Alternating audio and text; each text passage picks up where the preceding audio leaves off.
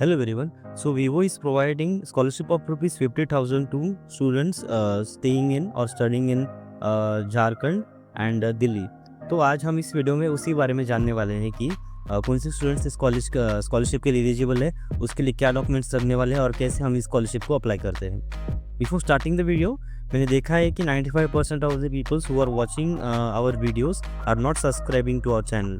मैं उन्हें ये बताना चाहता हूँ कि मैं ऐसी स्कॉलरशिप के रिलेटेड वीडियोस बनाता हूँ जिससे स्टूडेंट्स को कोई भी स्कॉलरशिप मिलने के लिए मदद हो, और ऐसे स्टूडेंट्स जो कि फाइनेंशियली पुअर या फिर वीक बैकग्राउंड से आते हैं उन्हें अपना एजुकेशन परस्यू करने में मदद मिले। ठीक है, तो मैं यही काम करता हूँ कि स्टूडेंट्स को स्कॉलरशिप से कनेक्ट करने का काम करता हूँ। So let's start the video.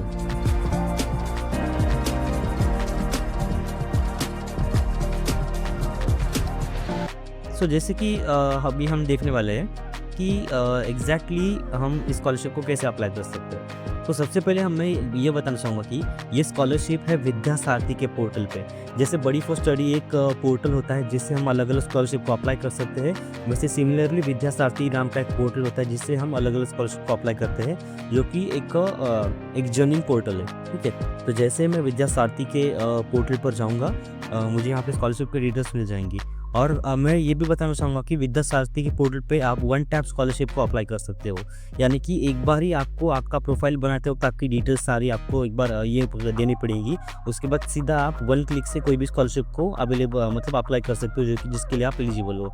तो जैसे कि आप देख सकते हो कि झारखंड और दिल्ली स्टेट के वीवो डिस्ट्रीब्यूटर्स ने ये स्कॉलरशिप निकाली है, जो कि अभी एकेडमिक ईयर 2024-25 के लिए है। तो अगर हम इसकी एलिजिबिलिटी लास्ट डेट देखें तो वो है 10/4/2025। ठीक है, तो जैसे हम उसकी डिटेल्स में जाएं तो ये स्कॉलरशिप प्रोवाइड कर रहा है वीवो झारखंड स्टेट डिस्ट्रीब्यूटर 2024-25 के लिए। उसके लिए क्वालिफिकेशन है कि आपको मिनिमम 70% आपकी क्लास 12th में चाहिए, और अगर आपने डिप्लोमा किया है 10th या फिर 12th के बाद तो मिनिमम 70% आपको डिप्लोमा में चाहिए। उसके बाद कौन से कोर्सेज इसके लिए एलिजिबल है, तो कोई भी ग्रेजुएट कोर्स आप परस्यू कर रहे हो, बीएससी हो, बी.फार्म हो, बीएससी नर्सिंग हो, कोई भी ग्रेजुएट कोर्स हो, उस सारे कोर्सेज के स्टूडेंट्स स्कॉलरशिप के लिए एलिजिबल है। उसके बाद कोर्स जेंडर या फिर कोर्स का ईयर मैटर नहीं करने वाला है। आप फर्स्ट ईयर में हो, सेकेंड ईयर में हो, थर्ड ईयर में हो, अप टू थर्ड ईयर ही आप इसे अप्लाई कर सकते हो।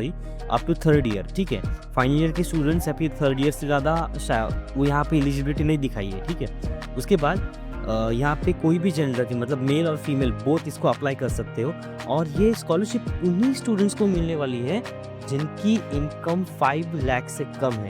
यहाँ पे क्लियरली मेंशन है 5 लाख पर एनम जिनकी हाउस होल्ड इनकम है उससे कम, उनको ही मिलने वाली है। उसके बाद जो अमाउंट है स्कॉलरशिप का वो मैक्सिमम अप टू 50,000 है।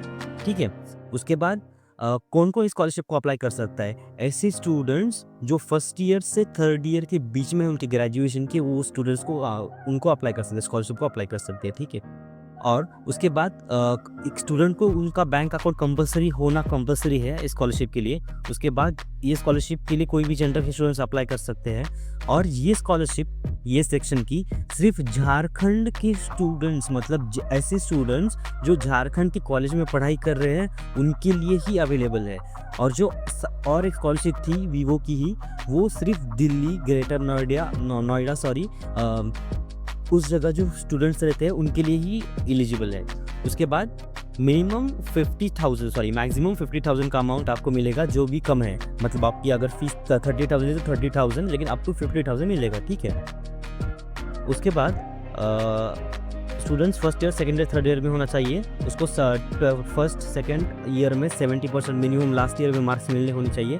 और ऐसे स्टूडेंट्स जिनकी ATA है, KTA है या फिर ईयर ड्रॉप है, वो ऐसे स्टूडेंट्स एलिजिबल नहीं है। इसके बाद डॉक्यूमेंट कौन से लगने वाले हैं, first of all Aadhaar card, proof of identity मतलब आपका आधार कार्ड या फिर आपका स्कूल कॉलेज का ID कार्ड। उसके बाद प्रूफ ऑफ एड्रेस आपका आधार कार्ड।